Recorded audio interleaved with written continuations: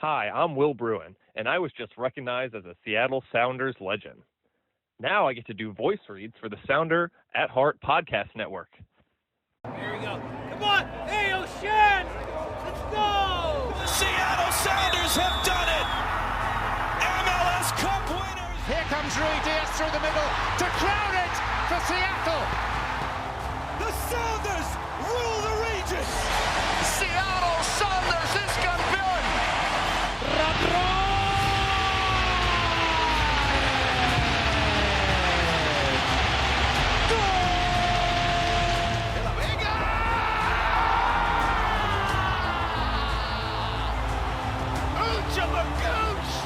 All creatures great and small! De la Vega! ¡No me pongo de pie! ¡De rodillas! You know, what was the thought process in terms of who you decided to use and who you didn't? Ever since Sounder at Heart wrote a commentary that we didn't take Gold Cup seriously.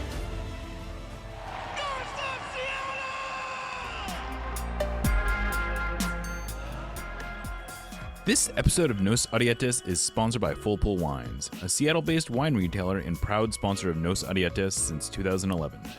Full Pull was founded in 2009, is based in Seattle, and is owned and operated by longtime Sounders supporters. They offer the best boutique wines of the world to members of their mailing list, with special focus on their home, the Pacific Northwest.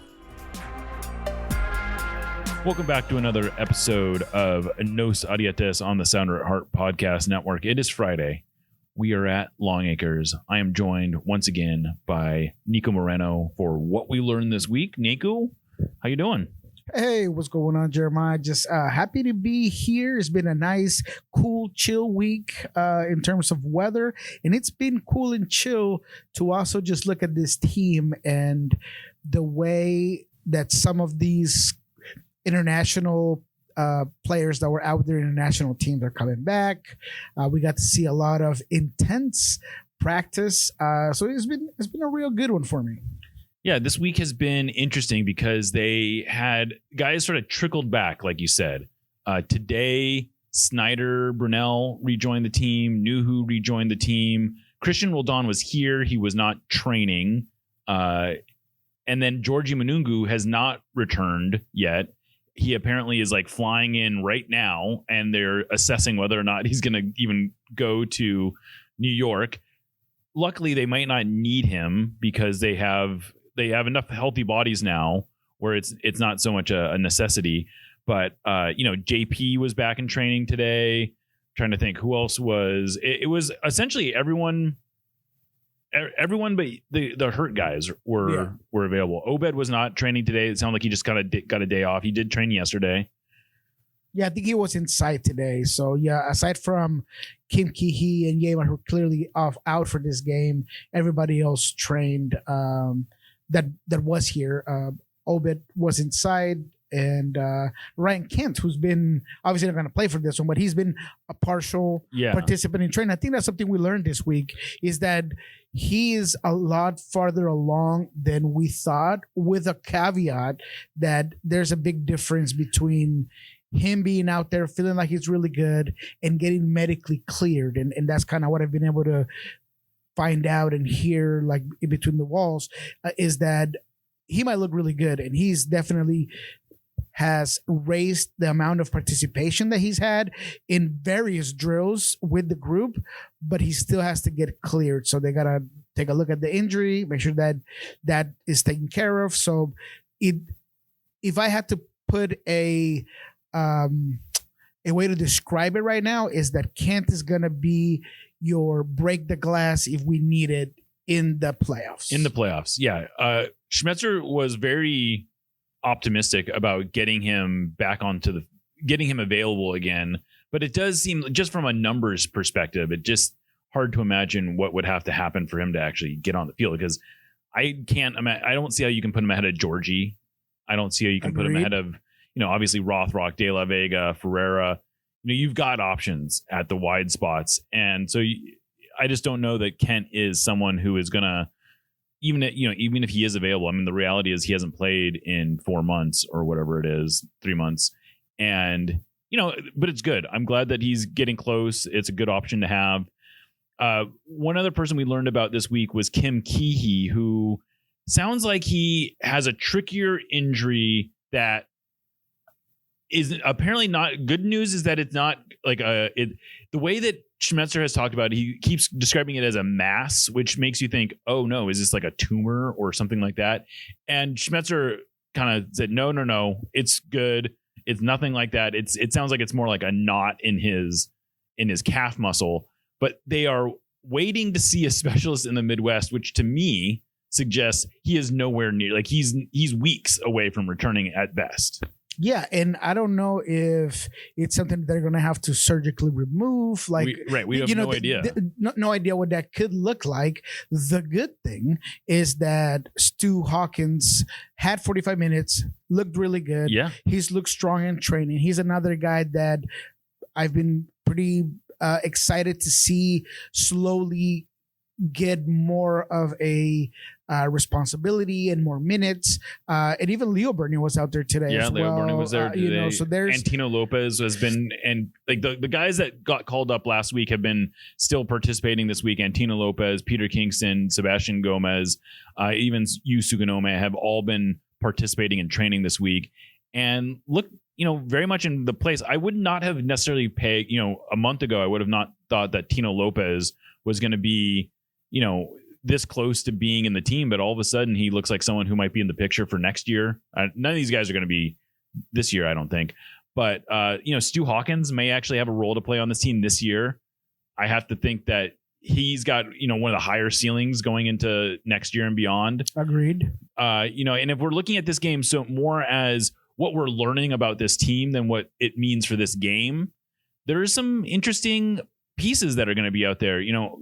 Osaze de Rosario today we found out won the Pro Pathway Player of the Year, whatever, like a new award. Apparently it's sort of this award that is meant to straddle, players that got called up from MLS Next Pro and then had a good or had, that were useful for their MLS team. I don't really know who else was in contention for this award, but it was an MLS wide award and Osaze de Rosario won it. So that's great. I got to think that his ceiling is very bright, or his future is very bright within the Sounders. But this week, I guess one other thing we should address, there was a little bit of a scare today at training. Jordan Morris goes out with, he's like kind of like grabbing his leg and he stops training. And then like 2 plays later, Jackson Reagan grabs his head. He got like hit in the face or something like that. But then Brian Schmetzer came out and said, no, I was checking on them and they seem to both be good. So I don't know. We can both freak you out and comfort you in the same sentence. Yeah, you could definitely exhale and feel like he's okay. But it was interesting because he talked to one of the trainers for a little bit. He was just kind of right there, and then he just went off. And it seems scary. I'm glad that everything's okay, especially because Jordan's going to be a guy that I feel like this game means more to him than most players, I would agree, on the field. Yeah. Right. This is a big, potentially big game for him. Right before the playoffs, on the road, after a game where I thought he played well, but he clearly is probably beating himself up for the PK. So this team, I feel like on the attacking end, will have a lot of their stronger pieces, because a guy like Albert Rusnak, who obviously needs minutes after not being available against RSL because of the red card, you got to get him going again. So that, I think, gives Jordan an opportunity to get in front of goal, get good services, and hopefully get the goal that he's been waiting for or trying for. Right. And the reality is that even though, his numbers are not bad from a per 90 basis, because he started the season off gangbusters, but the reality is he hasn't scored since May. Which is a long time. Now, he's missed most of that time with injury. He's only started 1 or 2 games in that window. So it's not like he's been going a lot of minutes without playing, but there does start to be a mental strain on you as especially as a goal scorer, when you're on the field and there's just been a long time since you remember the feeling of the ball hitting the back of the net. And ironically, the last goal he scored was the goal that put him in the lead, the Sounders' all-time lead for goals scored in franchise history. But yeah, I think this is a big game for him. It would be great. It looks like we're going to see a starting front four for this would be the second time this year that we've seen it, of Pedro de la Vega, Albert Rusnak, Jesus Ferreira, and Jordan Morris, who I think give you a very high level potential. But they have, like I said, they've only played together once, and that was the San Jose game where Jordan got hurt 30 minutes in. So they only have like 30 minutes, I think, on the field. Maybe they have a little bit more on the field together than that, but they've only started one game together. They don't have a lot. So this is a kind of important game to see if you can get that quartet clicking, because that is a high upside group. And I think it's important that you mention it, because I love to hear the fans, they comment, everybody is concerned, and rightfully so, that there could be potential of injuries, and that maybe they should completely rotate this team. Yeah. But between one, you're absolutely right, getting continuity, getting more competitive minutes for that attacking four to get going is important. And then just overall momentum. You don't want to go to New York City, get clapped, and have a situation in which the game gets out of hand. And then what? You take that last L going into the playoffs where you got a week off and that's it, right? So I think that in terms of rhythm, you want to keep Ferreira going. And I got to talk about Ferreira because he was so good. Maybe his best week of training. Best week of training this week. I mean, he looked locked in this week, talking to guys, bringing guys off the field. He feels like he's taking into this leadership role that wasn't quite there. Obviously, you're the new guy. And obviously, you got to get to know people. And that's kind of what I wanted to ask Brian, but I don't know if I did a good job at it. But I think that overall, what I wanted to say is that Ferreira has grown in all aspects of the game, in this system, on the field, as a leader, with the group, with the guys. Now you see him, hanging out with the guys, playing FIFA with the guys. Like that is important for him. And I really do think that he's starting to, with that, his play has gotten better. And a lot of it has to do with, we were talking about it this week with a couple of guys. Ferreira was dealing with a lot. It was the change of a club. It was his wife being pregnant, then his wife giving birth, and being a new dad. And there's just so many things that I think moving away from home. I mean, the reality is that this is someone who grew up his whole life in the Dallas area, frankly, playing in the Dallas system since he was like 8 or 9 years old, something crazy like that. That's all he knew. And so to come out here and it's a whole new environment, it's new weather, it's new teammates, it's a new organization. And I think it's taken him some time to get settled in.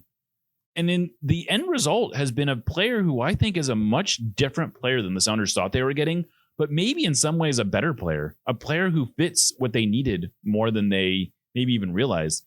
I mean, the kind of playmaking that he's doing right now, where he's complimenting Albert Rusnak and Pedro de la Vega. I think there's real potential for if they can get this group going, I don't see why they can't make a serious run. And I think even now, people still underrate and underestimate the importance that he's had this entire season. Mm-hmm. I don't think that they win Leagues Cup without him. I don't think that they go one game loss at home the whole season without him. And I want you to share the stat of how many games he's played, because it was a shock to Ferreira. It was a shock to me, right? That he's been able to, with all that looming over him. And before you bring up that stat, I just feel like I see him lighter, like all that weight is almost gone or gone completely. And I feel like that's why I've seen this change in his attitude and play and everything. But I mean, you more than anybody with the digging and the research that you did will tell us why he's been so important. Yeah. So he's played in 44 games this year across all competitions. He's only missed 2 games. I don't know that I think he's only missed 1 game because of injury. I think one, they just rested him, but for basically the last 3 months, since before even leagues, since the Club World Cup, he has not missed any games since the Club World Cup. He's only not started, I think, 2 games in that time. And he's already set a career high for minutes. he has blown away all his appearance. Like that's like way in the rearview mirror. But he's going to end up playing. He's already played twice as many minutes as he played last year. He is just, with the funniest thing I think about this is that maybe the single biggest question coming into when the Sounders brought him in is he fit? Can he stay fit? Does he have the work ethic to actually get himself in the shape that he needs to withstand the pressures and the challenges of playing multiple competitions? And those things he has passed with flying colors. I mean, it's like not even a question. Like he has been one of the most reliable players on this team in terms of his availability. It's remarkable.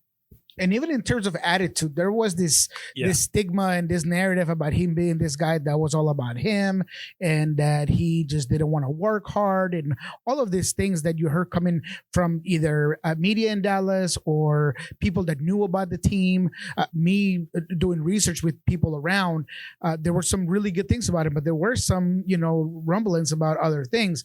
And he has completely impressed me with how unselfish he is, with how much of what he wants to do on a daily basis. He works hard. He watches video. He, even on the field, what you see, the pressing, the pushing, everything that he does just tells me that he's a guy that is for the team. All the intangibles that you want out of a Sounders player, which is basically the MO here in the Emerald City, that's what he brings into the table. No, he is. It's funny because you would not have thought, Brian Schmetzer is sort of this guy who the work is the baseline. If you aren't doing the work, it doesn't matter how good you are. That's sort of like that's the way he carries himself.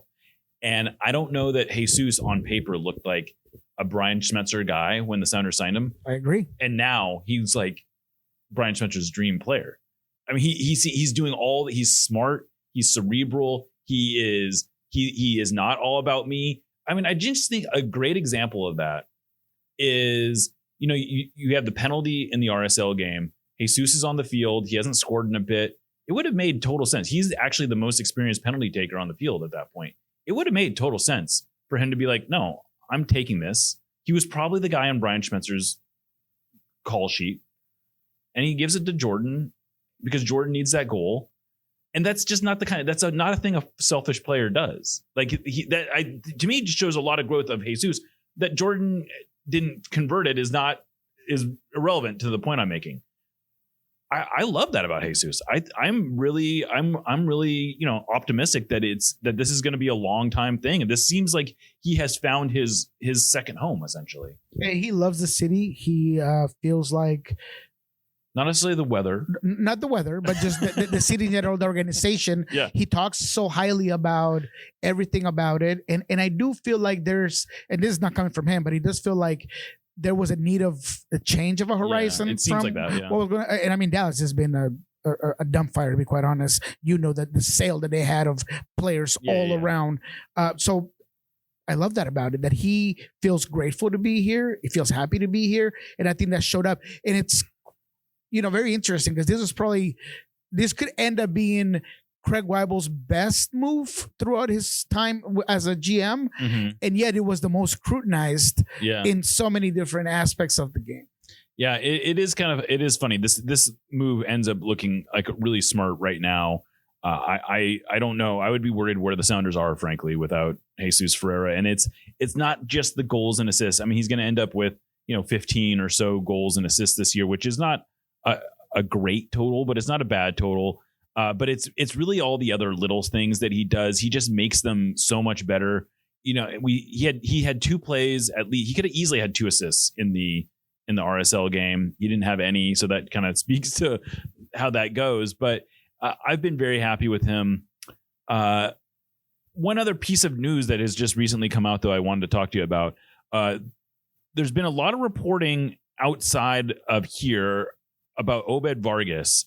Just recently, he got linked to Blueco, which is the ownership group of both Chelsea and Strasbourg.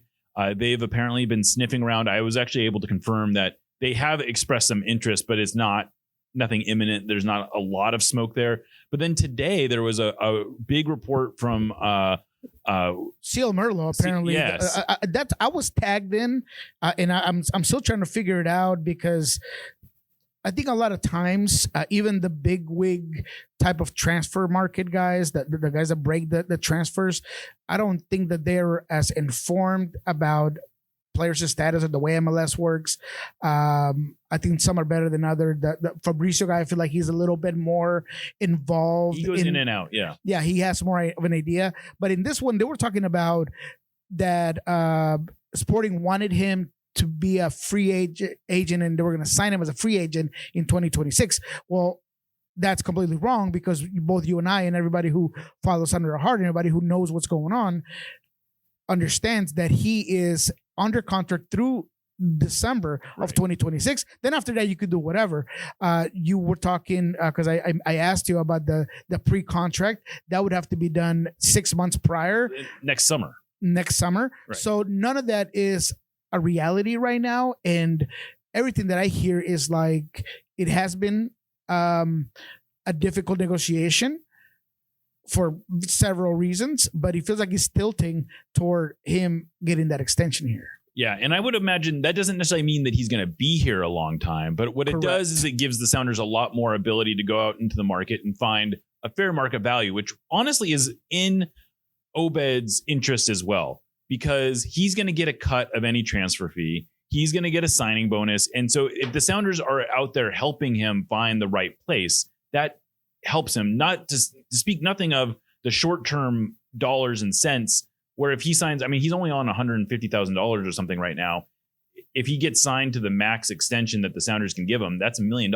That's a lot of money in his pocket. It also sets a higher wage baseline for his next position. So there's a lot of reasons, as much as, you know, people say like, oh, well, why would he resign? Why would he resign? It's like, well, there's a lot of reasons, and it's all having to do with money. He might actually be able to get, there's a lot of in your pocket upside to signing an extension. Now, does it make it maybe a little bit more complicated to get that next position? You know, maybe it depends on the way you're looking at it, but teams who are looking to sign you on a free aren't necessarily always the places you want to be either. Not to mention the fact that it also protects the player if there's an unfortunate situation with an injury or anything going on next year. I mean, that's 6 months of you being basically without insurance. Right. And Exactly. if something happens, that club has no commitment to you. Absolutely. And they are not going to pay you if you're hurt. So to me, it makes a lot of sense that Obed would take the money now. Yeah.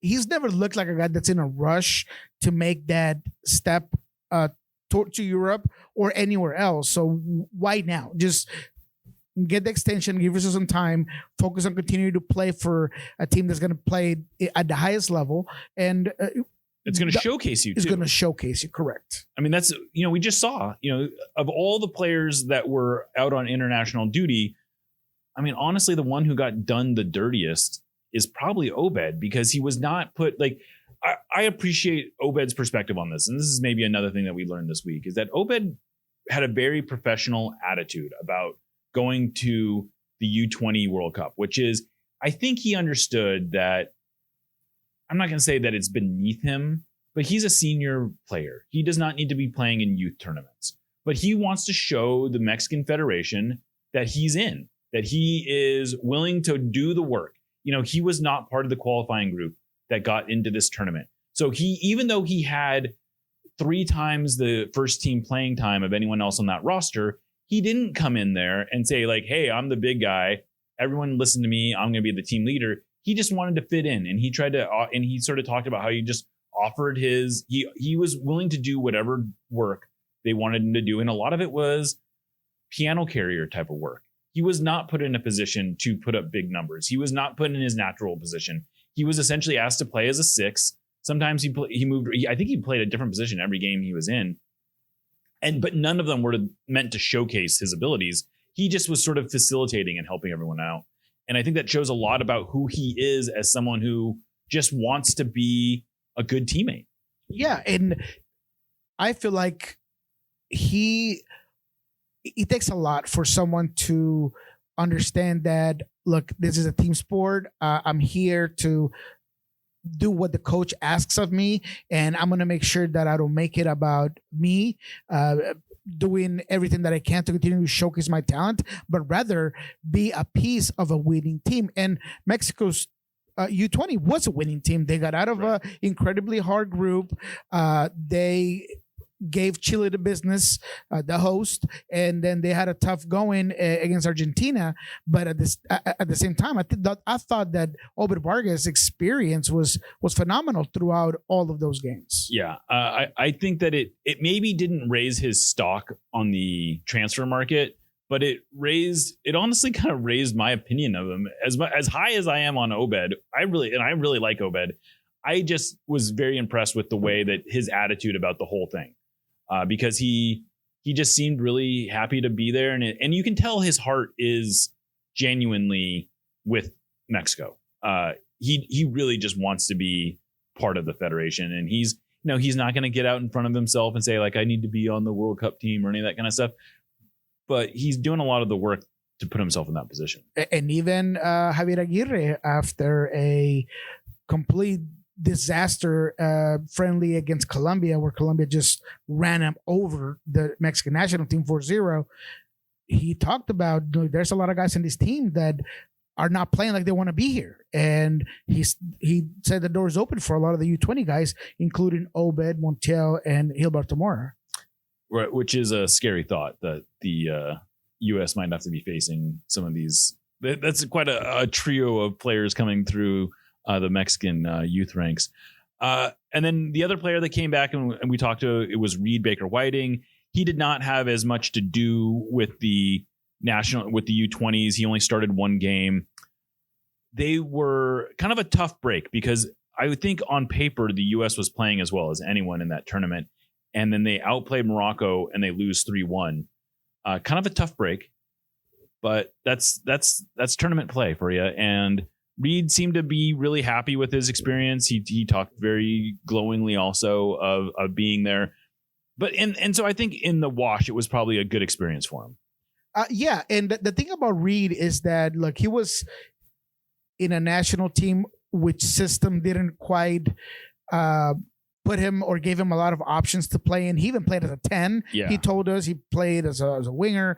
I thought that the competition at the fullback position, wingback, or even as a winger, they were difficult, and he couldn't get there. But I asked him, and I don't know if you like the question very much, but I asked him, what was it about all of those factors that didn't quite get him minutes? And I think he was more focused about what he did get. Experience. He was able to get there. He got, all of these opportunities to play different positions, and that makes him a better player for it. Absolutely. Well, I think that's mainly the stuff we wanted to go over today. We actually have an interview with Paul Harvey of American Soccer Analysis and the Outfield to kind of preview the New York City match after this. So stick around after the break for that. But was there anything else you felt like you wanted to address before we get out of here? No, I think that that is about everything that we had. Clearly, this is a very important game for the team in order to figure out what's going to happen. I don't know why, and I hope that you don't get mad at me, but because I don't want to. What's coming? I don't want to put bad juju on the thing, but okay. I don't know why I woke up today with this feeling that LAFC was going to draw at Colorado, and Minnesota was going to win against the Galaxy, and it was going to be a 3-game series between LAFC and the Sounders. Now, as much as none of us wanted that, and as much as that's the last team I want to play 3 times in a row, the headlines would be immediately big, right? Because you would have that feeling of the Sounders against the LAFC of 2019. Yeah. Where, nobody thought that they could do it, but there was a really cemented group where, they were peaking at the right time. So I don't know, man. I just woke up with that feeling. I just want to let you know. I want the fan base know that that's what I woke up with. You got bad juju. Yeah. Well, I don't know if it's bad juju because what if they win? What if they take them out? I mean, I don't know. Like I said, I don't want to see LAFC in a 3-game series. But if it does, and the Sounders win, sky's the limit. Yeah. Well, I will say so it's not that this game is completely irrelevant for the Sounders. Now, they can get to 55 points, which is not going to change their standing in the West, but it potentially jumps them over a few teams in the Supporters Shield standing, which does give them a little bit more hope of hosting a potential MLS Cup if they were to get there. Because theoretically, now again, these are teams that could still finish ahead of them, but theoretically they could be ahead of Nashville, Orlando, Chicago, and Columbus. Now those are all the bottom 4 teams in the East, but I wouldn't discount the possibility of Nashville or Orlando. Putting together a nice little run and getting to MLS Cup. So it's not that the game is totally irrelevant. And also, I think 55 points feels a lot better than 52. Sure, of course. I feel like that's important. And it feels like this team has played above those 55 points. I would agree with that too. It feels more like a 55-point season than a 52-point season. I like it. Yeah. But that is all I had. Why did I bring it up? I don't know. Because I just feel like sometimes I want to share what happens in my brain. And in case people do care, well, we put it out there. That's what we hear. That's why we're here. That's what we hear. It's what we learn, what we feel. All of it is out on the pod. Absolutely. Well, Niko, thank you again for doing this. People can follow him on Soccer Down Here, on Lobbing Scorchers, on Pulso Sports, and of course here at Sounder at Heart on What We Learned This Week. Thank you for doing this, Niko. Again, if you want to stick around, we have an interview with Paul Harvey talking about New York City FC. He gives us a nice little preview of that. We also get into some kind of statistical conversations. So another reason to stick around for that. But anyway, I am Jeremiah Shan. This is No Sadieta, part of the Sounder at Heart Podcast Network. And we'll be right back. Bye.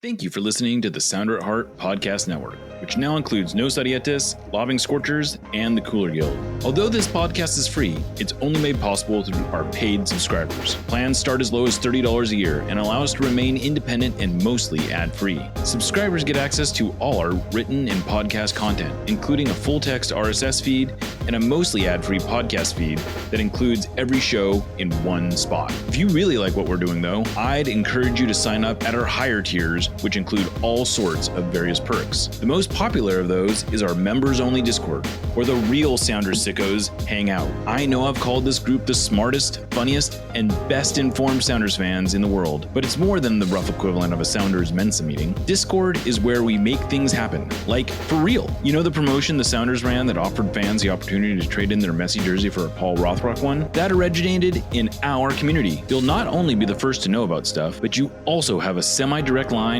to the movers and shakers at the Sounders organization. If you want to be one of the totally normal people who occupy the Sounder at Heart Discord, just become a supporter of Sounder at Heart. Anyway, thanks for listening, and go Durs. Nos Arietes, admittedly, is not exactly known for our spicy takes, but that doesn't mean we want our food to be mild. Spice up your life with Hacks and Ferments. Handcrafted in Georgetown and made with the best local ingredients from across the Pacific Northwest, they specialize in unique small batch fermented hot sauces and vinegars. Hacks and Ferments brings bold flavors and natural fermentation together for something truly special. Whether you're a heat seeker or just looking to elevate your cooking, you'll find something you love at hacksandferments.com. That's HAXANFERMENTS.com. And right now, if you use the code Sounder at Heart, that's all one word, at checkout, you will get a free hot sauce with your order. Again, go to hacksandferments.com, use the code Sounder at Heart at checkout for a free hot sauce with your order. Hacks and Ferments is a proud sponsor of the Sounder at Heart Podcast Network. Welcome back to Nos Arietes on the Sounder at Heart Podcast Network. We are currently joined by Paul Harvey of American Soccer Analysis and the Outfield. We're going to talk a bit about New York City FC. We're going to talk about a tool that he just built that is a fascinating analytical tool. But anyway, welcome to the show, Paul. I'm happy to be here. Thanks for having me. So let's just get right into it. New York City FC is not a team that plays the Sounders very often. I think we figured out that the last time they played was in the 2022 CONCACAF Champions League. And I think one of the things that always drives me crazy is people say, oh, the Sounders had this easy path. But that was a really good New York City FC team, not even getting into some of the other teams that they played. But that was the reigning MLS Cup champion. And like Anna, they looked like they were an even better team that year. That was a good team. Yeah, it was a very good team. It was like at the peak of their powers right before the summer hit, and they lost the manager and their leading scorer and a bunch of players to injury. So that was kind of the last time NYCFC was a really good team. They've kind of had a downward trend since then, starting to pick up a little bit. But yes, it was a great team. It was, by the underlying numbers, looking at like expected goals and expected goals against, they were at that time probably the best team in MLS, but they couldn't get it done. Yeah, and they gave it their all. That's for sure in the home leg. Steph Fry probably had, I would say, probably still his best game ever. I mean, that was they put an insane amount of pressure on the Sounders even after Rui Diaz got that early goal. Yeah, I feel like, I don't have it in front of me, but I feel like the number of shots they took were outrageous. Yeah. Starting 3-1 down, they had a lot of ground to make up. And after that first goal, I was like, oh, well, what's the point at this point? But they tried. Yeah. They did their best. I mean, it just wasn't enough. Yeah. Well, this team has been an interesting one. New York City FC currently sits 5th in the table. It's been an up and down year, though. What do you like from a high level? What do you make of this game? They still have a chance to move up, though, and get home field advantage in the first round of the playoffs. Yeah. So right now they don't control their destiny in terms of that, but they are tied with Charlotte on points. Charlotte has one more win, but it's equal on points. So since wins are the tiebreaker, if they win and Charlotte wins, it doesn't matter. But if Charlotte draws or loses, and New York City can pick up more points, then they'll pass them and end up in that home playoff spot. If they get even a single point, I don't think anybody else can catch them. So I think it's either win and you're in if Charlotte draws or loses, or draw and you're in if Charlotte loses. So obviously that would be the best outcome, and they're definitely going to be going for it because getting that home field playoff advantage is pretty big, especially for New York City, who plays in a baseball stadium. It makes a difference. Like their home record's outstanding. Yeah, so this game will be played at Citi Field. How much of a difference is that from playing at Yankee Stadium? The field dimensions aren't going to be that different. I think the main thing is that it does kind of affect the crowd, and they're able to be a little bit more on top of things in Citi Field. So generally, the fan experience is better at Citi Field than it is at Yankee Stadium. It doesn't really impact the actual play on the field that much, though.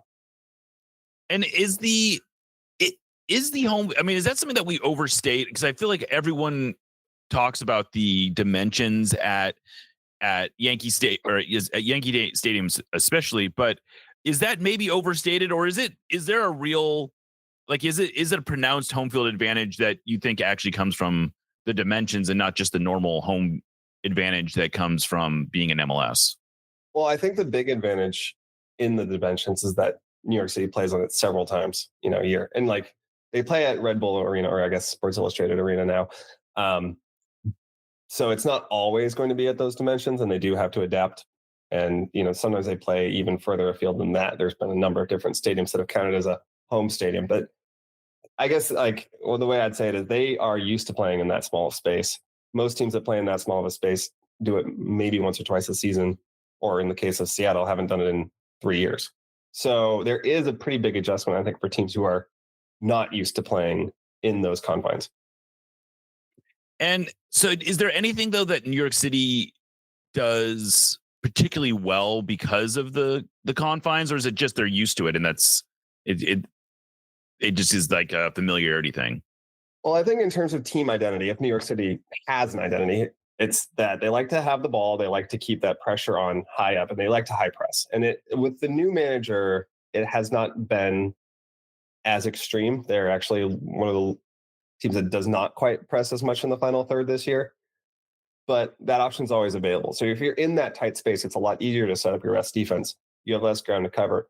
It's less of a risk to aggressively press because the players behind the press don't have to cover as much ground if someone gets through. So in terms of the style of play and how New York City wants to play, the smaller field size does help with that.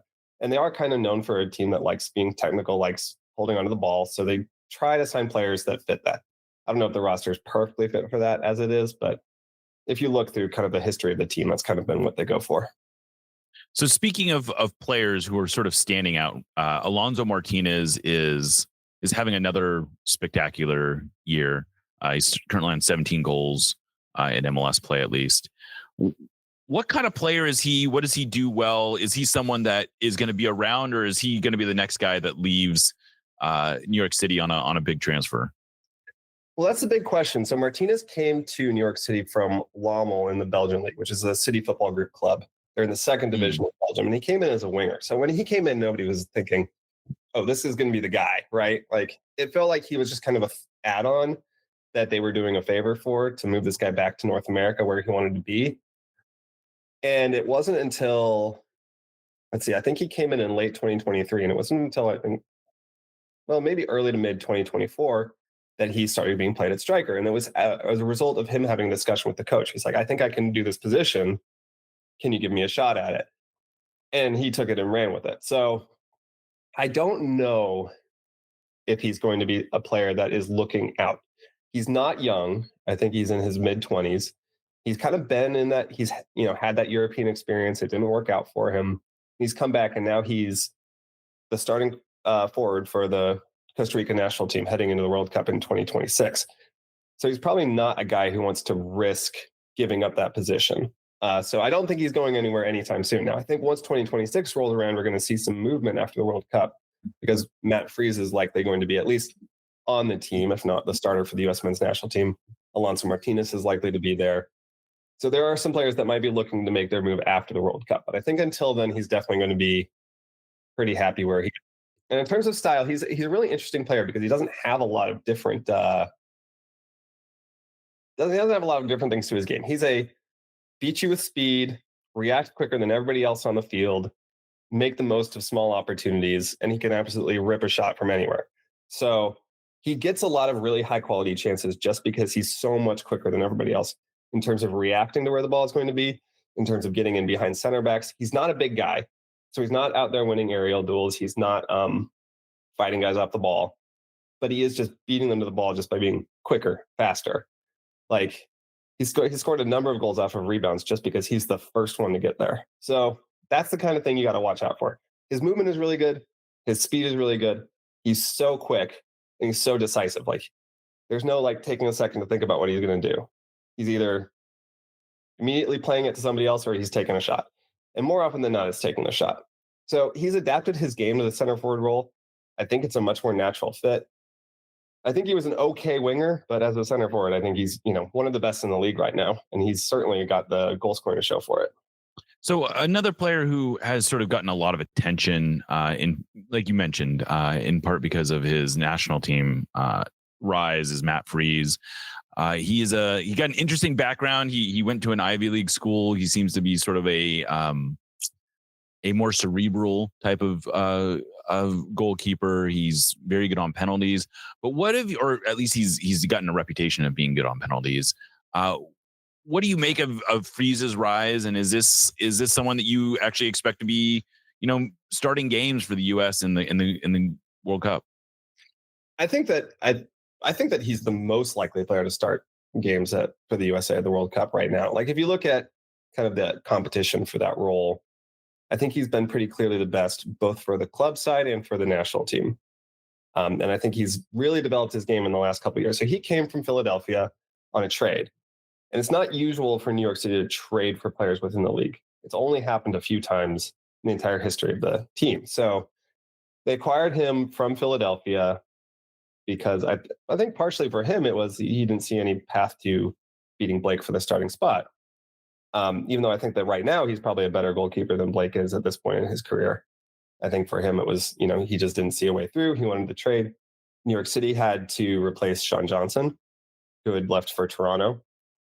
And so he was a affordable option to do it. I think he's paid back, I think we're looking like the 300 to 400K in GAM for Matt Freese. Right. I think more than yes. Freese stuff. Now, the interesting thing is back in 2023, which is what kind of the first year he was with the team, he wasn't the starter right away. And instead, it was a different first-year starter, Luis Barraza, who plays now for DC United. Or I think he still plays for DC United. Yeah. I think the contract is up at the end of the year. I'm not sure they'll be bringing him back. But Barraza was more of a distributor. He was more comfortable on the ball. He was a little bit better of a passer. And I think the coach at the time wanted that. I think the numbers will tell you that there's really not much a goalkeeper can do with the ball that makes up for shot stopping, especially if there's a big difference. And Freese is a much better shot stopper. And in fact, in 2023, when you looked at that was the year that New York City missed the playoffs. If you looked at the shot stopping rates for Freese versus Barraza, and you just kind of like estimated what the rest of the season would look like if he had started from the beginning, it would have made up about 8 to 10 goals. Jeez. Which would have absolutely, because they just missed the playoffs. So in hindsight, yes, he should have been the guy all along. But since then, yeah, he's been outstanding. He's earned his spot on the national team. He's an unquestioned starter.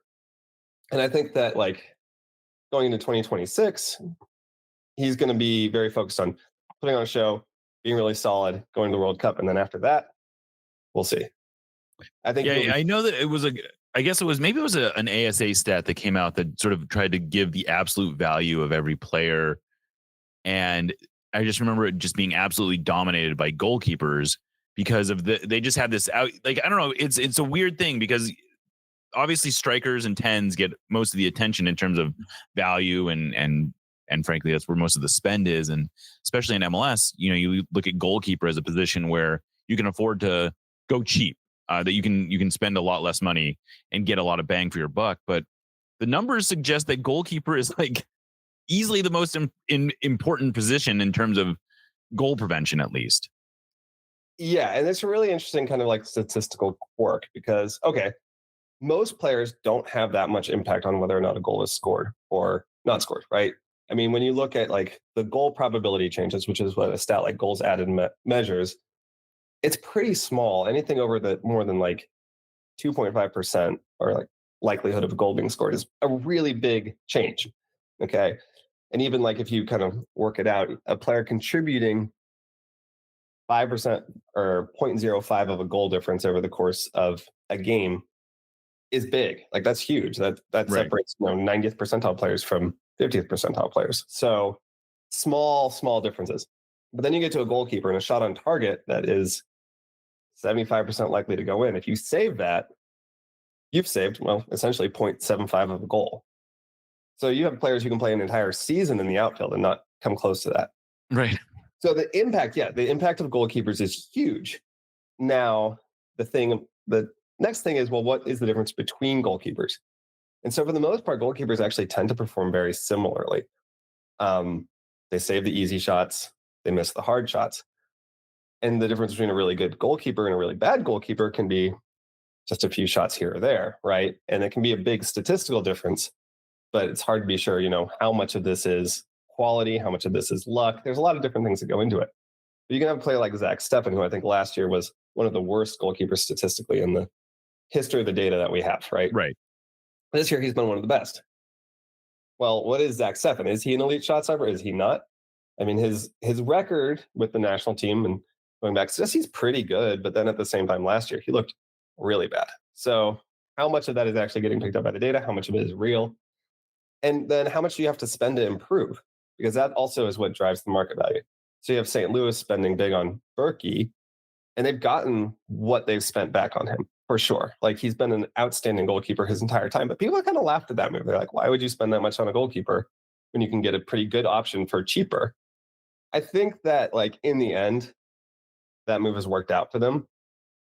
But if it didn't, that would have been a lot of money spent on something that they probably could have gotten cheaper. So yeah, goalkeepers are really important, but you can get relative quality for cheaper. So that drives the price down. Well, that's it. I feel like it's a good transition into a tool that you recently built that's through Tableau. And it basically takes, if I understand correctly, it takes the data from ASA and sort of makes it into more visually appealing, visually digestible kind of bits and pieces. And it's a really fun tool to play around with it. It's called the MLS Advanced Stats Dashboard. I don't know. I guess you would have to probably find it through your through your Blue Sky account or something like that, because this is not a URL that I think people are gonna fall into, right? No, exactly. And I just need to like make my own website that has like all the links in one place. Now, the way it essentially works is that Tableau is a data visualization software, right? And it's used a lot in enterprise. So big businesses use it. And there's a lot of different paid tiers to it. But they do have this public tier that is basically, it's free to use. You know, you have a limit on how much you can store in there that I've hit a few times. But you can save all these things, you can post them online, you can share them. And then in some cases, you can embed them in websites or whatever. And I've done that with ASA a few times. But what it does is it takes all this underlying data and it's meant to just help you put it into a way that you can communicate with people who are looking at it. So like I said, in the enterprise version of it, it's a lot of businesses needing dashboards for specific things. And you can get a job as a Tableau developer working entirely with the program. I started using it because it connected to Excel really easily, and that was the extent of my skill at the time. And it's what would be called a low-code visualization software. So you have to know a little bit of coding, and it has its own kind of language attached to it, but you don't have to know a lot, and it's really easy to look up tutorials.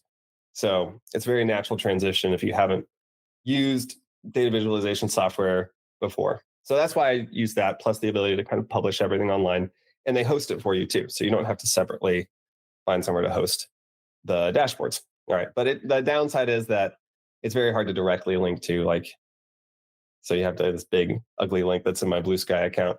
And I think I put it on X or Twitter as well, even though I don't use that anymore. And that way you can access it and see it how it's meant to be seen. Yeah. And so I'm just curious, like, I don't want to keep you too long, but what are some of the things that you've sort of going through all this data? Is there any, I don't know, either players or teams that heading into the playoffs, heading into this sort of end of season award, you know, we're in the end of season awards right now.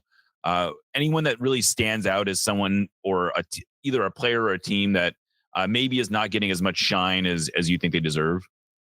Yeah, I think that's a good question. I feel like it's been a really interesting season in that we've had some really good teams, but a lot of the really good teams haven't had like really great players. And then you've had a lot of really great players, but they haven't always necessarily been attached to really great teams. So if you look at kind of the top of the MVP race, it's Messi, obviously. I mean, in my opinion, I recognize the MVP is a little more of a subjective. I voted for Messi. I'll just put it out there. I don't see how you could pick anybody else. Like, he's just so far ahead of everyone. Yeah. But I don't know that Miami team is necessarily good. Right. I mean, famously lost to the Sounders 3-0 in the League's Cup final. Yeah, exactly. That was with Messi, who since that game has gone on an absolute tear. He sure has. I mean, before that game, he was on a tear too. It's Messi, but like after that, you know, he's found by his standard, find new levels everywhere. But yeah, it's so it's tough for me to like be, oh yeah, well, this team is a little bit underrated. I think New York City is a bit of an underrated team. They've played really tough down the stretch. I think the additions in the summer, two big ones. They added a defensive midfielder, Aiden O'Neill, last seen trying to kill James Sands at the U.S. men's national team friendly yesterday, and Nicolas Fernandez from Spain. And he's come in and played really well as like that kind of DP playmaker that we've needed for a while. So I think that they're in a good place. I think it would make a huge difference if they could get that home field advantage. But I think they're a tough team coming down the stretch. I think Charlotte is a team that's record is better than they are as a team. And I would, if I were a playoff team and getting them in the first round, I'd be happier with that. I find the entire West to be terrifying from like an Eastern Conference perspective, because I think Seattle, of course, won League's Cup, just one of the most devastatingly consistent teams in Major League Soccer. LAFC seems to be a completely different team with Sun in there. And Wonga has gotten even better since he came in. And he was already great. I think Vancouver's had one of the best seasons we've seen from any team, despite not really having any of the stars, but then they've added Muller and Gauld back. So I feel like the Western Conference is just so much tougher than the Eastern Conference this season. That's very refreshing to hear, because of course all the commentary is that, you just look at the point totals and the West is a shit show And the East is but I mean, it is interesting. You look at expected points, which I think I feel like is a pretty good metric from ASA. The top two teams in expected points are LAFC and Vancouver, and three of the top six are actually more than that. 5 of the top 8 are from the West. It's actually like by the expected goal totals. Like this is in expected points, obviously uses expected goals as sort of like the basis for their for its numbers, but it's fascinating to see like the metrics seem to really like the West, even though like the what would you call the top line numbers suggest the East is this powerhouse. Yeah, and to a certain extent, teams play each other, and right. I think one of the things about the East is that they have had a couple more bottom feeders to really pump up numbers. So every team got to play DC United twice. Like they were not a good team, despite I think that New York lost to them both times. Montreal, another not good team, and there are bad teams in the West, but I think even the bad teams in the West, like the Galaxy this year, are still tougher than the bad teams in the East. So you get more of those inflated numbers from kind of beating up on weaker teams. But I think if you just look at the rosters, if you look at the quality, I just think the Western Conference is better this year. And I feel like whoever comes out of it is going to be favored in the MLS Cup final. So I have a pet theory that I want to throw at you, and I'm curious what you make of it. So I went through basically the history of ASA's data and looked at teams specifically by expected goals from the run of play. So I eliminated penalties, I eliminated set pieces, and I just looked at open play expected goal scoring. And I was surprised to see that you look at the top of that list, and obviously Miami is all over it, right? But you get past there, and there's a lot of teams that correlate to really good performances in the playoffs, seemingly, and that in fact overperforming in the regular season doesn't necessarily in a lot of teams that are on there are like performing about right where you would expect them to perform. Like they're not having these dramatic over performances. And I'm just curious if open play, in your perspective, or if you've done any research into this, if open play scoring has more correlation to playoff success. So I think that, what you're going to find is that there's a common cause there, and that open play scoring is going to be more favorable for the teams that are more in control of games. Well, so teams that have higher, what do you say, field tilt, where they're in the opponent's third more frequently. They're creating those chances more frequently. And, by doing that, by keeping the ball in your opponent's third, it also has that effect of decreasing goals allowed. So being in control of these games, you see it so the Columbus Crew, I'd say, were one of the, when they won MLS Cup, they were the big field tilt team. They weren't necessarily putting up the same numbers as other teams with the same possession, but it's just they had so much possession. They had so much of the ball. They didn't give it away. So the teams they played just never really got the chance to break out and make things happen. The LA Galaxy last year, they were very dominant in terms of their ability to control the ball. I mean, Ricky Puig, I always have trouble with his name, but he was just moving the ball up every single time. So they were just constantly able to keep that ball in their opponent's area. It didn't matter. They could not stop them. So I do think it tends to be that those teams do better in the playoffs because they have more of that identity. They are more capable of really holding on. Now, playoffs do have an element of randomness. Like you could be like RSL, who win a playoff game without taking. They didn't take a shot. You don't have to go there. That was against the Sounders. We get it. They won a game without taking a single shot. And there is randomness in the playoffs, so that does happen. But I think that there's a little bit less randomness because these teams that are like the teams that have the identity of controlling games end up being the ones that make it to the end. And when you get to the playoffs, probably like 10 of the teams that make the playoffs are built that way. So of course, one of them is likely to make it to the end.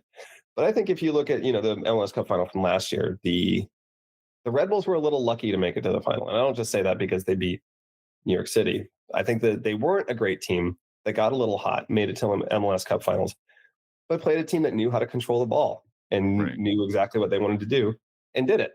And so I think that it was a very good matchup for the Galaxy, who had just lost Puig to the knee injury. And if they had faced a team that was more capable of controlling the game, they might have had more trouble. But they kind of got the best possible opponent for them in that time. So I do think that that open play XG reflects that control. I think that set piece XG is really important, but if it's not a team that emphasizes it, it's not part of their identity, it can be a little bit more random. So like, yeah, a team could have a lot of set piece goals, but do they have a lot of set piece goals because they focus on set pieces, or is it just that's how it worked out that season? So, but I think that open play is a lot more repeatable because it reflects that control of the game. Well, I definitely like that theory. It feels like it makes, I always like it when data and narrative can meet and tell a nice story that makes sense logically. So I appreciate that, Paul. But yeah, well, that's mainly what I wanted to talk to you about. I really I've been wanting to, I always am looking for excuses to talk to interesting people. And you're definitely one of the people I think is super interesting in terms of the way you look at data, the way you gather data.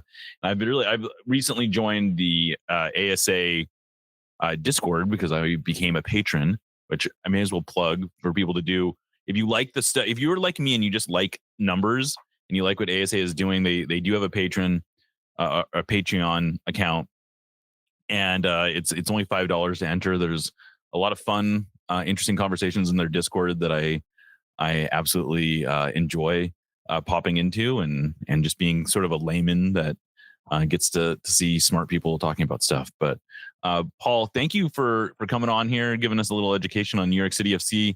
Where can people find your work? So I'll publish on American Soccer Analysis from time to time, especially if I'm working on something kind of bigger. And since I've finished the big dashboard project, I have a few ideas that I might be hammering out over the next couple months. I also write for the Outfield, which is kind of a smaller New York City publication. We publish every now and then. Definitely worth a follow, but don't expect it to be blowing up your inbox. And then I also am on Blue Sky primarily. That's my main social media. And I also have a Substack that you can find through that. But that's just for kind of my offhand thoughts when I'm working on a project. Absolutely. Well, again, thank you for coming on here. We will hopefully have a good game on Saturday. And you're listening to No Sadietas, part of the Sound Heart Podcast Network. All right. Thank you so much.